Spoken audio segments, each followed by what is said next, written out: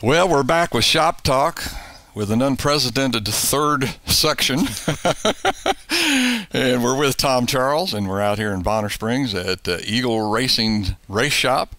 And Tom, I'm going to start off with a question on this segment that I know you catch some flack over and probably bothers some people, but I know that you have some strong religious convictions. And like I say, probably in racing, it would be very difficult to, follow through with all of those Christian beliefs or what people think they should be. But how does that make you feel? Well, it's tough. I learned at a young age, about faith.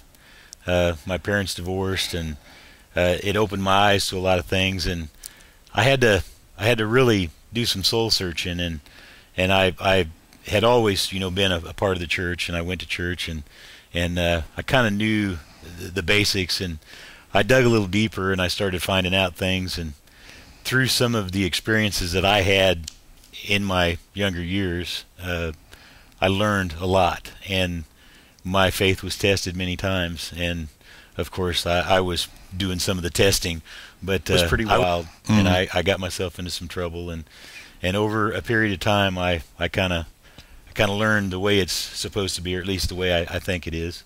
And I have always stayed close to the church, and I've always stayed close to my faith. My wife also is the same way, and a lot of people want to try to put us in this box that, you have to stay in this box. You can't. And, I'm sorry it doesn't work that way. True, I need to do a good job, and I need to, try to represent myself as a Christian, which I do try. But sometimes I do fail. And I said this in another interview I did one time. I'd been criticized as being a hypocrite, whatever. I don't see it that way. I'm not pointing the finger at people. I'm not telling people how they should live. And I tried to make it clear that when I go to church on Sunday morning, I enter the doors of that church not as St. Thomas, but as Thomas the Sinner. I go there because I need to go there, and I want to learn, and that's what I do. And it's important to me, and anybody that ever wants to fully understand it, I would love to talk to them. I'm not going to go out and preach, and tell them, but I mean, it's important to me, and I keep it close to my heart. I truly do.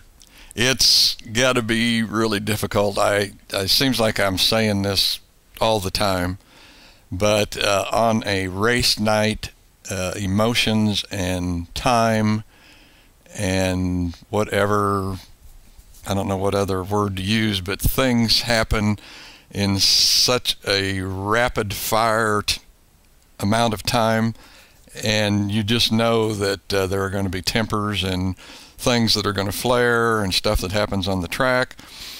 And it's a good place for your faith to be tested. If you're ever going to be tested, to me that's going to be the place that it's going to happen. Well, I've truly found inside that cockpit that is a very spiritual sanctuary, because you have some time to think, especially when you're lined up getting ready for a race. And sometimes when I ended up in a wreck last year, and I was hanging on my side, and for some reason my belts hung and I couldn't get out, and I started thinking about the possibility of fire, and we were struggling to get out, and I didn't want to lose my cool, and you kind of start thinking, okay, this is not where I want to end it, so help me out here, but I mean, you find those moments where you have to just really reach out there. Okay, all right.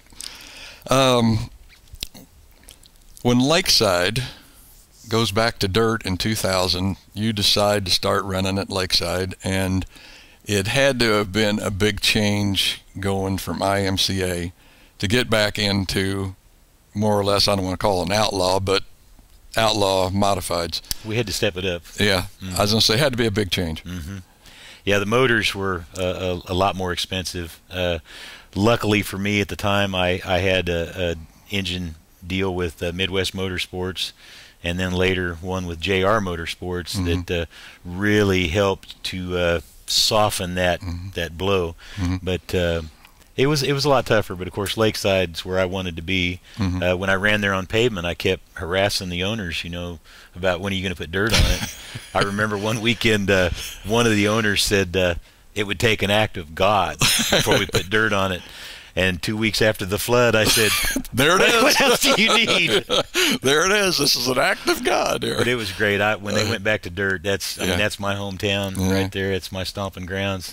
My family's able to go, and I love the place. I was going to say, you really are centrally located here. You can be to Topeka in, what, 45 minutes? About 45. Be to what, Lakeside, 20? Yeah, 20, 15. Probably 20. Lynn County and...